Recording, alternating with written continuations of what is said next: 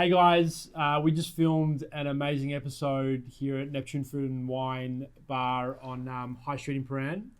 We had the amazing Clare Smith from Vinomofo.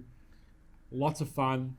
Lots of fun. Lots of drinks. Lots of drinks. Lots of Spanish. Lots of Spanish. Tune in. See you soon. See you.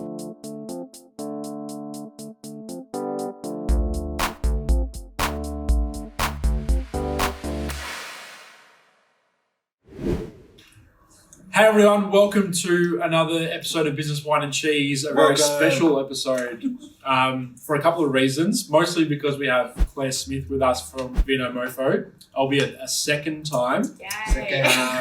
The beauty of hacking, doing your own content is that sometimes things go wrong, and the last one that we filmed Went very wrong. Completely blank 20 minutes into we were talking to ourselves for quite a while.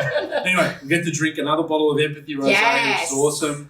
We're here at Neptune Food and Wine in Paran for our Out in the Clouds Christmas party later tonight, which is awesome. So we get to do a few things at once. So let's get stuck in. Go. Thank you. If you ask Christian, I'm pretty used to pouring myself. I definitely pour myself before him. Yeah. Just to keep him in check. That's it. Knows his place in the pack. Absolutely. So, I'm the one at the back. Oh, the little Have one. you heard? The whoop, No. the whoop at the back. Oh, keeping everybody going. Right, I've seen that, yeah. tell yourself whatever you want, mate. I So do. we have an amazing little cheese board here. Usually it's a little bit more humble than this. So, mate, you're winning. Balling. This is amazing. So last time we spoke about a few different things. Yes, you did. We're going to make sure. I would Okay, yeah, ching. Oh, Merry Christmas. Merry Christmas. It's November, but we got in early. yeah, so why not? So yeah, so as I was saying, we spoke about a few things. We've completely forgotten what we spoke about because we had a few drinks that night. Yes, for my we did. birthday, That's right, yeah. That was a big night. which is good. So it's going to hopefully be another spontaneous episode, which will Yeah. be good. And hopefully this time it doesn't slip Okay. up. Otherwise, you're never going to speak to us again. Oh no, I'll keep coming back if this is what I get. I'm happy. That's true. That's true. So tell me, usually we start off with your origin story. Yes. Last time you spoke about sort of what brought you to the country and all of that. Yeah. Please, I thought that was lots of value, so let's give everyone context by talking through that. Okay. So I'm Scottish. I don't come with subtitles, but I hear Christian does subtitle the videos, so we're And winning. he thought you were Irish. Yeah. Like it's an easy mistake, Yeah. you know. I mean, I thought you were Italian, right? So that's fine. So I came from Scotland 23 years ago in January. So I met an Aussie online. So I was one of the original Innovators. geeks. Yeah. Met online through a little chat app called MIRC. Right. Old school. I was rocking that. Well, so for anybody who's like under, 30, it's like very origins of Messenger. So so it was, we chatted for a couple of months and he thought I was a guy. And then one day he messaged and said, "Are you a girl or a guy?" And I was like, "Oh, I'm a girl," because there's no photographs. It's all DOS. And so we chatted then for a couple of years, backwards and forwards. And then he came over to Scotland and then I came over to Australia. And we did that for 2.5 years while I was finishing uni. And he was going to move to Scotland because he was like, "Yeah, that's it. I'm leaving Australia. I'm coming to Scotland." And then he worked for the bank and they said, "No, you're not going moving. anywhere. Yeah, you're staying, mate." Yeah. And so I was like, "Oh, okay. Well, if you're staying, I'll just move to Australia." And it wasn't really that, oh my God, I'm moving halfway around the world. I don't have any friends and family. It was just, you're in love. Siblings and One sister, yeah. And so she and I at the time were not very close. Okay. So it was kind of a bit like my mum and dad, like enormously close with, but my sister and I were a bit strange at that point. Okay. And so when I moved out, it was just like, cool. And then I got here and it was just like, culture shock. holy shit. It was so, even though it's an English speaking country, it's just, lifestyle here is so different. Oh, yeah, and, for sure. Everything's so outdoors and this skin Not so is grey. not so great. The skin's not built for the sun. So it's like big hats, a lot of linen, and just, it was a real shock. And so I had to go through the whole, visa piece. So it was like, came out on a visitor visa. So I was working in Woolies as a checkout check. Work. Right, I think there's a song. I was working in Woolies. No. Totally, yeah. How many of those have you had, mate? Yeah. go. And yeah, so it was like working for Woolies, and then started an agency that used to do advertising on the back of ATM slips. You know, when that was a thing. That was my This first. didn't come up last time. Yeah, No, I it know. didn't. Okay, good. I'm We're fresh doing well. material, Right, right? We went a different route last time. Okay. And so started out working for them, and the owner of the agency was Glenn Wheatley, Okay. John Farnham's manager. Yeah, I He know owned him the very well, agency, actually. Yeah, so I had no idea about John Farnham or anything coming to Scotland, and he was just like, "What do you mean? He's an icon." And I was Yeah. like, "Okay, Not for me, he's not not for it." me." And then he's like, "I'll show you how big he is." Yeah. And John Farnham's band was supporting Kylie, and I had front row seats, and I was Oh, just wow. like, "Okay, Okay, get yeah, it. I get it." I know Kylie. Yeah, no, Kylie. That was very good. That was very cool. So yeah, worked there, and then fell into another advertising agency, which was kind of recruitment advertising, Yeah. and that gave me my real first go into digital because they owned Monster, which was a recruitment job board before Seek and all of those What guys. got you into advertising? I had originally I've got 2 degrees, so one in biotechnology and one in marketing. Yeah, nice. And the thinking was that it was designed by Unilever and Procter & Gamble.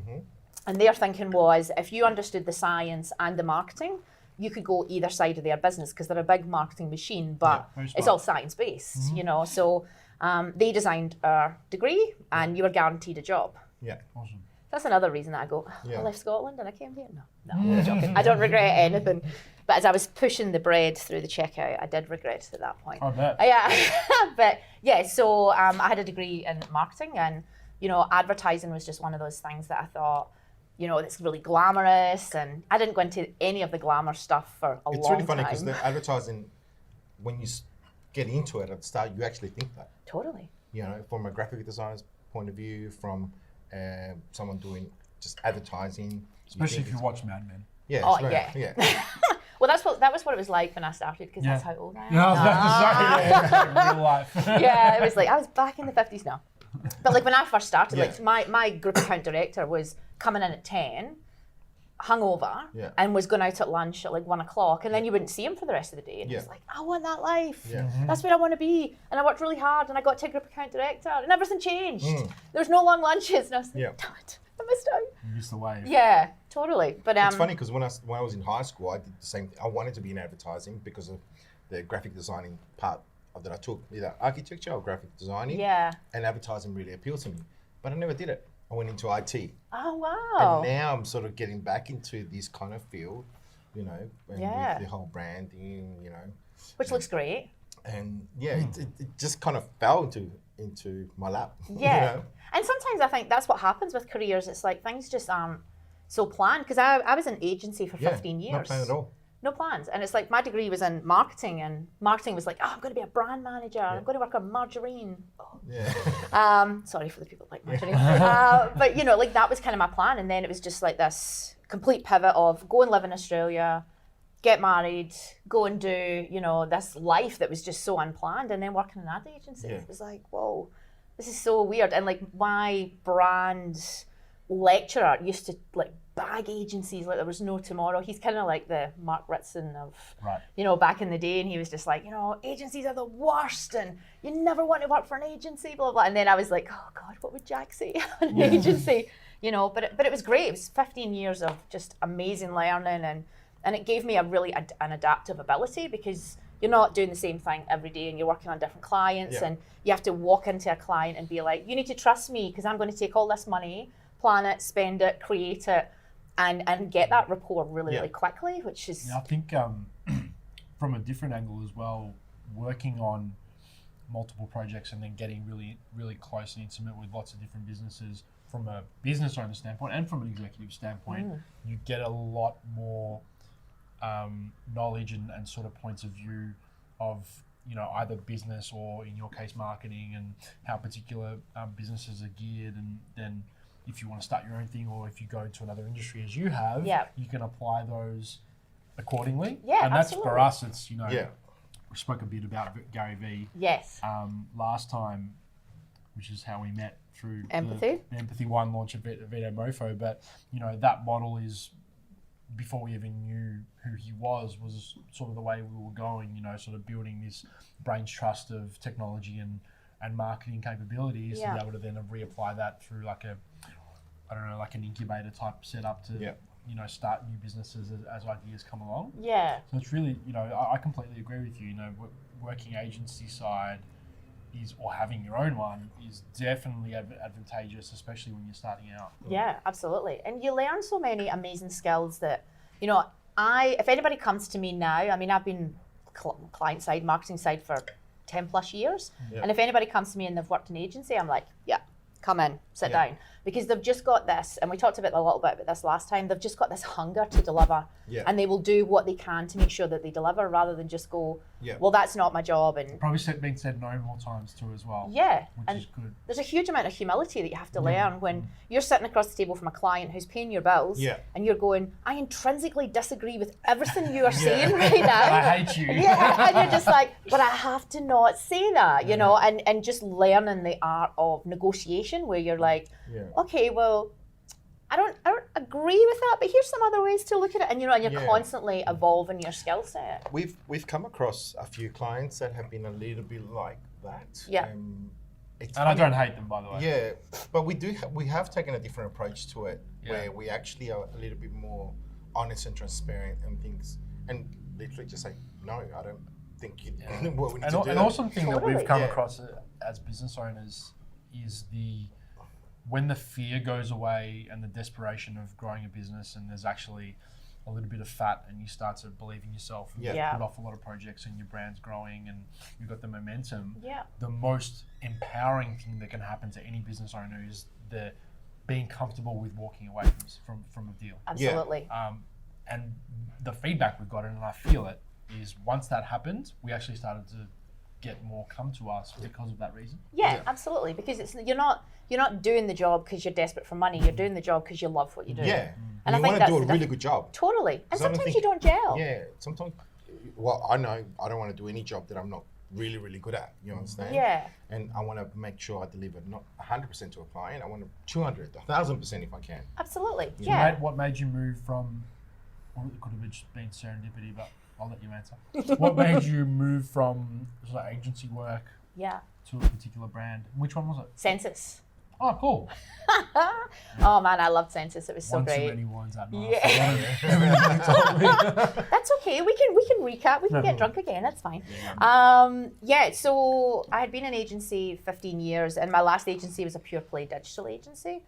And you know, when you walk in and it's not an age thing, it's an attitude thing. But when you walk in and you're like 10 to 15 years older than everybody else in the place, because it was back in the days when digi agencies were just like fly by night, just do whatever, and because it was almost like witchcraft, clients were like, oh, okay, we'll pay whatever, you know, and it was Ticking a box as well. totally, and it was loose, and you know, and God, it gave me heart palpitations, and I was so anxious working there all the time, because I was just like, this is a crazy environment to be in, and because it just really put me off agency. It was kind of like I was only there for a year.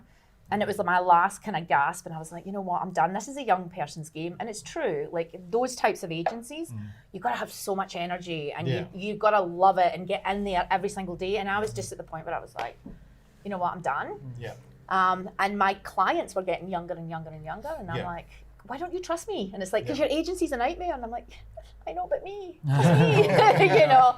And it became kind of an untenable situation. So I'd kind of always wanted to get back to client-side marketing. And I was so fortunate that the woman who was running marketing at Sensis at the time, was named Geraldine Davey, who loved agency people. So when I went in and interviewed, she's like, yes, perfect. You're exactly what I want. And so it was great. And she took a chance on me when everybody was like, why are you not doing like a career marketer? Why have you brought in this agency person? And, you know, 4.5 years later, they're like, oh, yeah, we're gonna.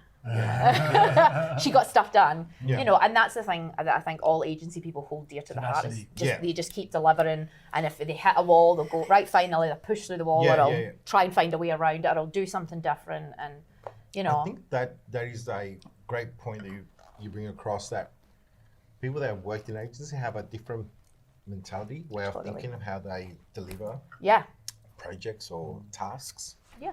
And I think it's something that, you know, companies should look for. Yeah, I agree. I don't know, might be me just speculating, but I think it is something that you should be looking for as an employee. Yeah. You know, someone that's worked in an agency before. because I think they're driven. Oh, and they work you so hard because, everything, like agencies are such small margins, especially those big guys and the agency model right now is very challenged. Like customers don't want retainers. They're a bit like, oh no, I want to do time and materials. I don't want to just give you cash. So now more than ever, the kids that are inside agencies, like your 21, 22-year-olds, like they're full of like awe and wonder. They are just working their guts out. So they're great. Get them about 25, 26, mold them into amazing marketers. Yeah. Winning. Yeah. Yeah. 100%. Cool. So what from that point on, you went? Did you go to Village Roadshow after that? I went to Medibank. Yeah. Oh, that's right. Health insurance, a little bit of a change of pace. Yeah. Highly regulated business, and this was just around the time that Medibank had privatized. So it was like a tornado. Was that,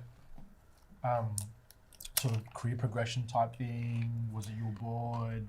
What sort of made you move? Well, Sensis was like crunching down and down. So when I joined Sensis, I was what was my title? Oh, digital marketing manager when I joined. 4.5 years later, I was the head of marketing. I was terrifying. I was the most senior marketer in that business. I was like, this is not right. Yeah. When I joined, the team was 115. When I left, it was 19. And I made a lot of those people redundant. Wait. Which team was that? That was the marketing team. There were 115 people in the marketing team. Yeah. Well, because Sensis was a marketing business, so you had big insights team, big analytics team. We had a huge research team. Then we had Marcom. So like my Marcom team at Sensis was 28 people. Yeah. It's a big team because you had like the Yellow Pages brand, White Pages brand. True. Yeah. So it was a huge team when I joined, and 19 when I left. So it just, a business that's in decline, especially the way Sensis was or Sensis is. They're managing costs and they're trying to kind of strip the business That's so down. funny. I just wrote a LinkedIn post about that. Did you really? So I was closing up the office to come across here, and I wrote something about when we started off, we were struggling to pay for our ADSL bill or something. I can't remember what it was. Anyway, now we've got money to spend on things for, rewarding people, and we reward ourselves and make sure that we sort of, along the way during the journey, we're sort of acknowledging things that happen that are good. Yeah. But at the same time, we still make every cent work like it's $1, especially being a marketing-led business. Yeah. And then I sort of made comment on, so many businesses today, as they get fat and slow, or even once they get comfortable, they stop spending money on things that keep them on the offense. Yeah. And they get defensive because they're scared they're going to lose what they've got. Totally. And that makes me think of Sensis straight away. Like that fits that absolute mold. And so does so many big corporates, right? Absolutely. And then, it was a bit of a pessimistic thing for me to say, but the inevitable recession that's going to happen, so much will be commoditized outside of the brand that you've built. Right? Yeah. When people don't have as much to spend, they're going to think of brands that they trust. Yeah, absolutely. Yeah. I was at the Edelman. They do an index of trust. Okay. And they've been running it for 20 years, and it's super interesting to see how you actually, you don't have trust at the forefront, but it's actually so important that when things start going wrong, it's your trust in the brand that actually pushes right to the forefront. Subconsciously. Yeah, absolutely. But people would never go, oh, it's a brand I trust, because it just sounds lame and wanky, right? Exactly. But when stuff's happening, it's like, I need to trust this brand that they will do this thing. But and it's a really interesting index. You're 100% right. It's funny that, isn't it? Yeah. It's like, you're not thinking about it right now, but when something goes wrong, even when you're, this whole ABN stuff is happening right now with technology about getting, fast internet to your home. Yeah. NBN, sorry. Excuse me. I was talking about ABN. I was like, actually, business numbers? What are we doing? Did I miss that? NBN, I've got about 3 or 4 letters from different companies saying, oh, you got to install ABN. Am I saying the right thing? NBN. NBN. It's all Spanish to me. Yeah. and NBN. That's that. So we're going to go, we'll give you a special deal. But at the end of the day, you're just like, okay, well, which brand do I know the most? Yes. I'm just going to go the one that I trust the most. That's it. You ask your friends, how are you with these guys? How'd you find them? It's one of those intrinsic things, but trust becomes so important. Absolutely. Yeah. Absolutely. Yeah. So I remember talking about. I remember a few things. I know. I was like, did you black out? No. I really remember. I remember a few things. So we were talking about that you want to get into a CEO role. Yes. Yes. And I love the way that you put it around, sort of telling Justin, your current boss, Yes. that you want his job. I want In the your job. interview, was it? Yeah, pretty much. cool. Yeah. I want your job. Where do you see yourself in 5 years' time? Sitting there. Yeah. Yeah, absolutely. I'm going to hire someone if someone said that to me. For sure, I really would. Yeah. So how did we, if we fast forward, how did that come along? How did Vinomofo come And along? let's talk about also the amazing perks of working at Village Roadshow and watching the Joker like 5 years ago. Yeah. Yeah. I wish. Have you seen it yet? Yeah, I have. You have. Amazing. Yeah. It's the best. It's so crazy. I've got 2 young children. I don't see anything. Aww. Oh, no. Poor Theo. I Oh. didn't care. I saw it. Little violin. Yeah, so Village Roadshow, she worked in the Roadshow Films division, running their digital kind of team and ecosystem. And so they brought me on to build out an ecosystem that would allow us to go direct to consumer. Awesome. Which was an amazing challenge. So it was sure. greenfield, no team, no budget, just get in there, get it done, and build everything That's from cool. scratch. So cool. Awesome. So I was like, yeah, I'll take that job. That sounds amazing. And yeah, so 3.5 years of just working flat out to get a website built, and then customer data platform underneath, the email platform, then connecting everything up so that it would inform personalization, then bringing in a DMP, and and through all this process, trying to wrangle in the group, because Village Roadshow is made up of cinemas, theme parks, the film distribution business, and Edge, which has just recently been sold off. And each of the divisions has its own CEO, its own remit, its own way of doing things. So trying to wrangle us as a business is actually quite difficult because we all have different objectives. Yeah. Sure. So, that was like some of the best achievements was actually kind of, Getting agency agreements? skills, Yeah. getting back in there and being like, all right, so if I buy it, it'll cost this, but if you buy it with me, we can get it for, and just really negotiating through. Cool. Amazing job. I learned a heap when I was there. Great team. People that just loved film, and that's one of the massive perks of working there. It's amazing. One of the things that I just heard you say in the conversation, when you say we'll build the website and then we build the custom portal thing, I was like, not many people understand that they're 2 different things. Some people merge them together. They think, it's the same thing. No, they're 2 different things. Like I had a customer recently talk about that and goes, can we have them? No, you have to build 2 different things. Yeah. One is your customer facing one to give them an understanding what you do, but the rest is actually another functional piece of platform that actually services your customers to its full potential. Yeah, absolutely. Yeah. And it's such a learning, Yeah, and not many people know that. Totally. Like, they think, website does it all. everything. No, they're 2. No. Yeah. And that was the conversations I had to have with my CEOs who were very non-technical. So, yeah. They know everything there is about buying a movie, making money off of it, royalty management, like genius level. Yeah. And when you go in and you're like, so the website needs this kind of money and needs this, but then we need to put that on. And it's like, haven't we spent enough money on the website? It's like, yeah, but that only does this. Well, can't we get something that does everything? No, it just doesn't exist like that, Yeah. And it was just, and the thing I love about technology and marketing technology especially is you just land yourself knowledge and understanding, and then it all changes. Yeah. So you have to kind of stay fresh, and your knowledge has to be up to date. Otherwise, you'll fall behind really, really quickly. Yeah. Absolutely. Move so quickly. Yeah, it really does. So, Vinomofo. Vinomofo. By the way, Claire's a CMO of Vinomofo. It's okay. That makes me think of the question you asked me the first time around makeup and lighting and stuff like that. And I was like, no, we're very ghetto here. Yeah, I know. And now, lighting. Yeah, we're going up in the world. We've got like 3 cameras, 3 cameras, 4 people in the live back. audience. It's great. Yeah, so we're going to have to put some Christmas props on when we ask the That's lightning the round. lightning round. Yeah, it's all happening. Yeah. So what drove you to that gig? Wine. Why? Drinking. Let me Wine. see. The brand, to be honest. I mean, it was just one of those brands from very early on in its inception. I was in a group of people who love wine, but were just like, talk. Vinomofo. Oh my God, have you seen this? Have you seen that? And this is like, Vino's 8 years old.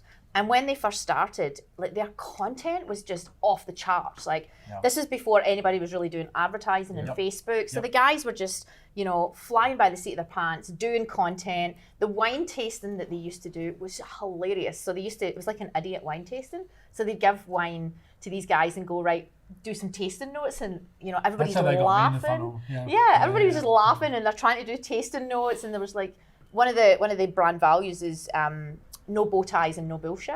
So it's all very like down to earth. That was on the thing. That was on your lanyard. Yeah. And so like that was amazing to see that content, because it was like, we don't take wine seriously. We love it and we respect it. But we're not snobs. We want to share it with everybody, and we want you to come in. And I did enjoy your event. Was amazing. Like, thank you. He invited me because he got invited too, so I was his +1. Yeah, you're out. It's usually the way. Yeah, you with the handbag. Yeah, exactly. I was like the one looking pretty.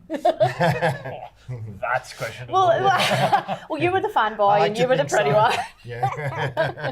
Okay. Yeah, you're like, I see how this goes. Yeah. I thought I was pretty. Yeah. Working las dos. Yeah. Yeah, no, I really enjoy. Like it was different. You know what I mean? You guys had the photo booth, but you know, all your team, which I didn't know were your team first of all, because I was just talking to everybody, and you know, and that's how I met you. That's it. Yeah. Dragged you boys out the shadows. I know, exactly. And you know, it's very good. It was a lot of fun. You know. Oh, good. Thank you. I quite enjoyed it. Like I thought it was. I think an event like that, actually, the people involved make the event, not the event itself. Sure. Yeah. You know what I mean? Yeah. Like I said, I met part of your staff, and you know, your photo booth was great. You know, that was a bit of fun. But the fact that you had a great guest on that day, Gary V, Gary Vaynerchuk. It was amazing. Yeah. Yeah, it was amazing to see, like, because I've seen Gary around the internet for years and years, and you know, I never really understood that super fanboy kind of amazingness that surrounds him, because he's in America, right? So we don't see him here. And to watch my team, oh God, they're so amazing, manage these super fans. When's Gary coming out? When's he coming out? When's he coming out? Is he going to come upstairs? Will I be able to talk to him? Do you think I can get pictures with him? That wasn't me, by the way. That was not you. No, that was me. That was you, on his behalf. Yeah. As soon as it came out of the lift, I'm like, Gary. I'll get the lighting right. I didn't get the lighting right, by the way. Like I was able to edit the photo later. Yeah, that's a like, filter. You didn't have the flash, Christian. I was like, okay, relax. Yeah. Beautiful. Yeah. It's a good picture. Yeah. That's why it's still standing. That's it. Yeah, he'd be dead. But yeah, and it was like we had these amazing super fans who were just like so. It was almost like the Beatles were in the room, and they were just like, you know. So that was very cool, and it was really amazing that Gary kind of came and got involved. Mate, I wasn't a big fellow of him at all. Like Theo was. I sort of got introduced more through him. I had seen him on social media, but not. And I had heard a couple of his short videos that he's done, but I wasn't really sort of into it until like Theo goes, and I started watching a little bit more, and I can understand why, you know, people sort of like to follow him. Yeah. You know, and to your point, the fact that he was there shows his understanding of consumers. Totally. Totally. It's his baby, right? He's got a couple of business partners, but the cost or the effort versus return, the ROI. Oh, totally. I mean, he got paid a shitload to do the speeches that he was here for anyway, but he understood that, you know, that presence there. Yeah. It's worth its weight in gold. You know, and what I find sort of interesting as well, that we were there because we got invited by you guys. Yeah. But the repercussion of that event, I'm going to say emotionally to us, is very significant. Oh, that's lovely. Because, you know, he loves him. You know, I know. He had the trainers. Yeah, exactly. I know. Yeah, it was supposed to rain today, so I didn't wear them. No, of course, you've got to keep those babies good. Yeah. You got the suede on them. Yeah. You get the spray, man. You get the spray. I've got some Tony Bianchi sprays. And that to us has been a big influence to our business, you know, the way we do things, the way me and the girls have our marketing meetings, you know, we always there's literally 3 people behind this camera that are employed because of what we've learned from Exactly. Yeah, do you understand? Yeah. So, and the meetings that we go into, we always say, what's Gary doing? You know, what's he doing? Let's let's get on that line, and then we develop those ideas into what we come from an entertainment industry, you know this, so we try to enhance those ideas and see what else we can do. But at the same time, we even had a meeting today with the creative team, which is the three legends at the back there. You know, we talked about the things like, just like we have a Manila team now, and we talked about culture. Wow. We need to actually make sure that that team is very involved. You know, we want to show that we actually give a shit of why they're a part of our team. You know? Of course. And that's why I say to you, that event to us was very significant in relation to our business and how it actually made me personally think of how we're running a business and we're going the right way. Yeah, you know that's what I mean? amazing. You don't think about these things, and you know, you guys should know this. Yeah. Because it is meaningful for us, especially the way we would like to run our business. You know what I mean? So, that's amazing. Yeah, it's so funny because I had a meeting with Justin today, and he was saying to me, you know, because Justin and Gary go way back, and that's one of the reasons why we actually got to distribute Empathy was because of that relationship. Mm-hmm. And he was saying to me, you know, Claire, I want you guys to like listen to a Gary Vee podcast at least once a day and get the team involved. And I'm like, you know what? It's good advice because you know it's not like his stuff is hard to consume. It's like it's just really good. It's 3-6 minutes. Half a dozen messages, and they just keep smashing you. That's it. That's it. So my own boss is like, you know, he's very big into his because he's so insightful and it's good stuff, and it keeps you on track and it keeps you informed and moving forward as well. So 100%. And most of his content is very logical. Yeah. You know? I think so. I don't know about anybody else, but I think it just makes sense. You know what I mean? And that's good content, right? Because people that are stuck up their own backsides, it's like, who are you entertaining? It's pulling the bullshit back to just remind everyone what common sense is. But common sense. That's exactly what it is. Longer this, we're going to have to send him a bill for advertising. So hashtag influencer. He thinks that he's an influencer. Hashtag. Yeah. Humble. I love it. Hashtag humble. That's my new hashtag. Yeah, but I'm following all your pizza recommendations. This is good. Yeah. Nice. She got it. It worked. It worked. So the brand brought you to Vinomofo, Vinomofo for the next chapter of your career towards the CEO role. Yep, towards Justin's role. Watch out, mate. Watch out, Justin. Oh, he knows that. Okay. So, tell us how's it been going? What's new? What's coming up in Vinomofo land? Yep. Okay, gosh. So how's it been? It's 5 months now. Can you believe it? I met you guys when I was 3 weeks into the job. Yep. 3 weeks. 3 weeks. 3 weeks. Yeah. That's why I was like a little bit, don't ask me anything about wine. I've only been here 3 weeks. You're Irish, don't worry. You only know about got fast, it's fine. So 5 months now, coming up on 6. Amazing. I have learned just how frenetic Australian retail, especially Australian online retail is. Like, our business moves so incredibly fast. Yeah, like, that's cool. I reckon for the first 3 months, I was going home at 8 o'clock and I'm just just exhausted, you know. And the thing is, like, coming from Village, and Village is fast paced, but not like we have movies for months and months, and then they're you longer launch. Projects. Totally. Yeah. Like, we have cases of wine that's like 2 days on the site, off the site, on the site, off the site, you know, and it just goes and goes and goes, and you know, and then you're like, right, what are the sales numbers today? All right, do we want to put an offer on market? Do we want to do a sales event? Let's put that out. Let's do that. And it's just constant, you know. So the business moves at a pace I've never experienced, but I love it, right? Because I'm like idle hands, the devil will work. Yeah. And that's probably why I left Village, because I was getting a bit bored there. Learned a ton about Australian retail. Learned a ton about, you know, being really close to your numbers, really understanding your customers. We are kicking off a brand new CDP, a customer data platform, tomorrow. Ooh, awesome. I'm so excited, you know, because we coming out of a startup business into we're not a startup anymore, you know, we're way too big for that. But we still have those legacy systems of being a startup. Yeah. So, you know, our CRM is a custom, you know, and it looks beautiful. And I can drill into people's records. Yeah. But if I want to pull out segments that make sense, like have you purchased in the last 90 days, you just can't do it, right? And I can't really get proper insight into the business and the customers. So we've brought in this CDP that's just going to enable us to, as I keep saying to everybody, the data we've got is amazing. We just need to make it digestible. See it. Yeah, exactly. Because you know that's the thing. You don't need to throw out your CRM. You just need to put layers over it that help you understand it.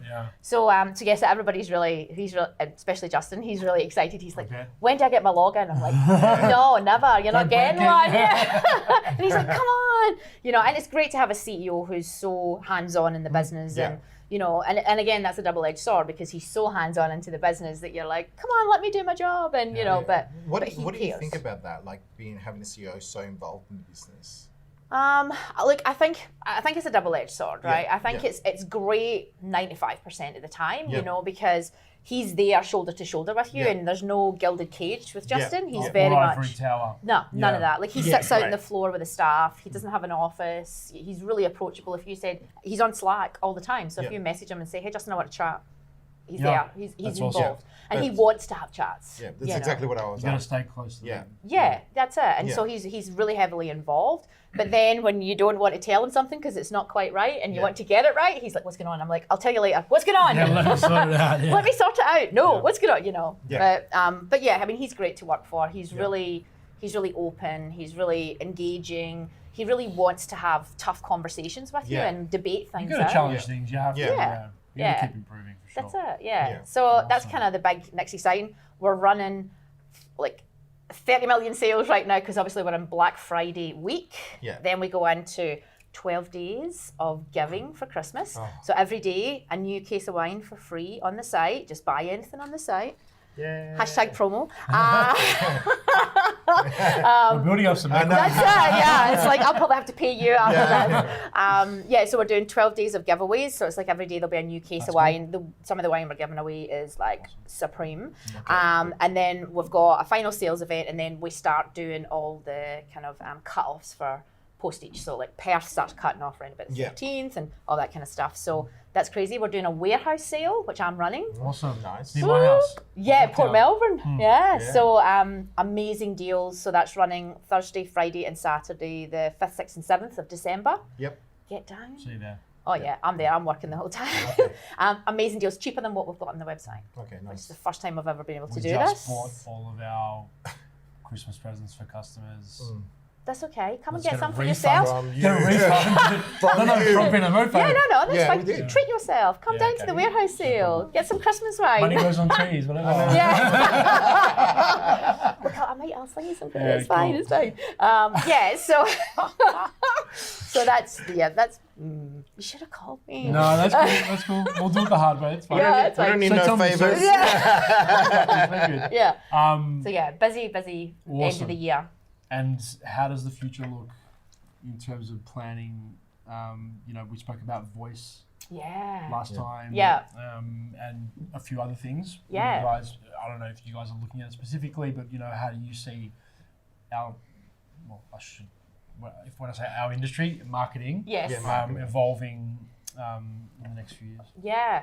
Well, voice, absolutely. And I think the thing about voice is when you strip away, and this goes back to the trust thing. Yeah. When you strip away all the decorations, all the brand marks, all the flashes and lights, and if all you've got is a name, then trust becomes super important, especially when you move into voice. For sure. Because not only are you talking to a machine, but you are hoping that machine's going to recommend back stuff that you actually trust from brands you trust. So I think there's a massive play to be put into to voice. I also think that we are starting to look at TikTok, which is a bit crazy. You have to catch up to us. Maybe I'll come and get some advice from you guys. It's so crazy. Like this is when I feel old, right? I'm just like I know my limitations, like Facebook, Insta. There's some shit going on there that I'm just like, no, putting my phone down now because I just feel like no. You're checked out. No, can't do it. Well, I'm going to give it to someone. Lucky, I'm just going to say, I'm happy I didn't have a girl. Right. Yeah. I saw that. Well, I saw this really crazy. I don't mind twerking. I saw this crazy video of this guy, and I was like, "Wow, that's like effort." And it was basically him getting up from his legs crossed to standing up and dancing. Okay. And every frame had a different outfit on. Wow.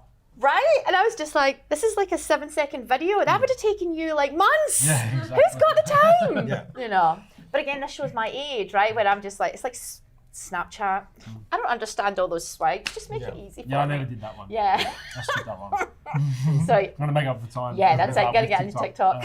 Yeah. Because it feels like it's the next big movement. And I was reading an article about, there's this type of girl. Do you girls know this type of girl that's in TikTok? No.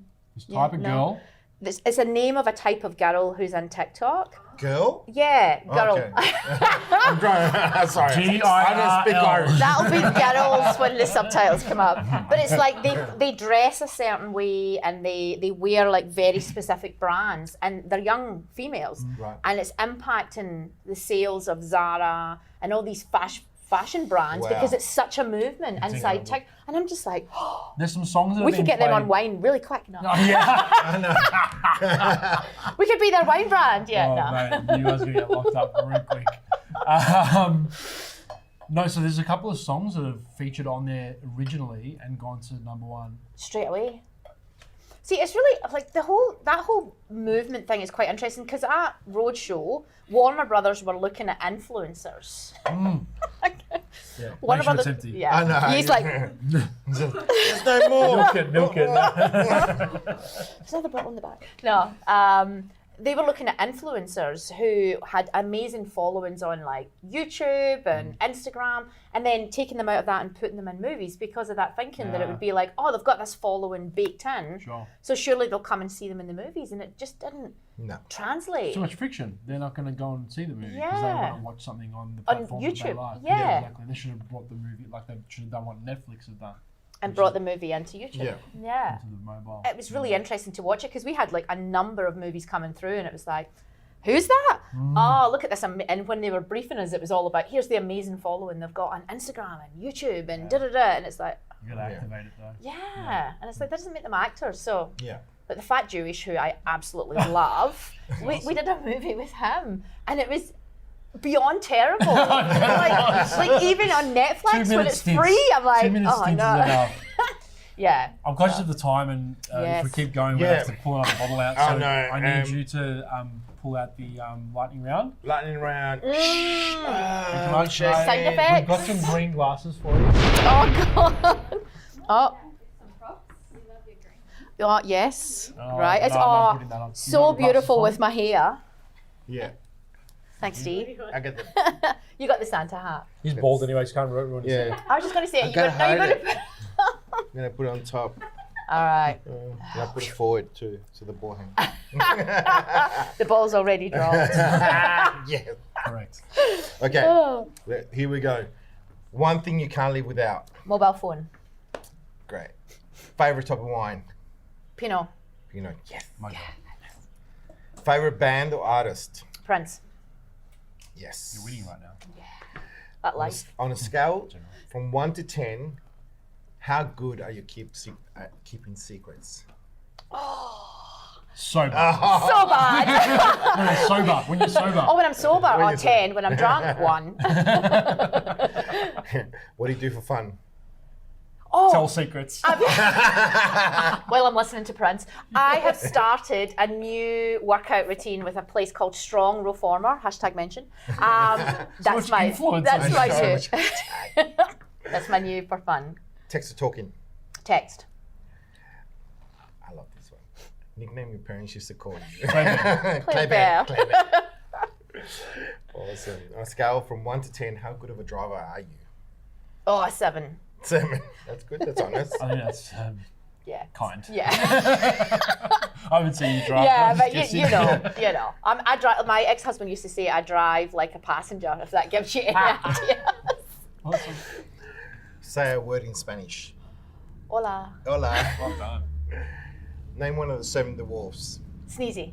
Sneezy. Because I always am. Make a high-pitched noise.